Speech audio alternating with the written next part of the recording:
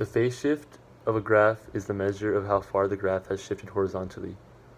The vertical shift is the measure of how far the graph has shifted vertically, either up or down from its initial position. The period of a graph is the distance along the x-axis that is required for the function to make one full oscillation. The amplitude of the graph is the maximum height the graph reaches from the x-axis, and the periodic function is a function such as sin x that repeats its values in regular intervals. Sin x oscillates or goes back and forth between its maximum and minimum value. For the graph of sin x, it has an amplitude of 1, a period of 2 pi, a phase shift of 0, and a vertical shift of 0.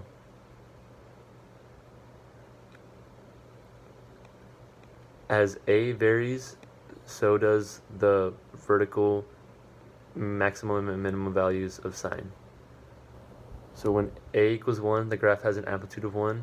As a increases from 1, the amplitude of the graph increases. For example, when a equals 2, the amplitude of the graph is 2. When a equals 4, the amplitude of the graph is 4. When a is negative, the amplitude is the absolute value of a, and the graph is reflected across the x-axis. For example, when a equals negative 2, the graph is a reflection across the x-axis of y equals 2 sine x. When a is 0, the graph degenerates to y equals 0, or a line that lies on the x-axis. Thus, the absolute value of a is the amplitude of y equals a sine, parentheses bx plus c. When a is less than 0, the graph is reflected across the x-axis.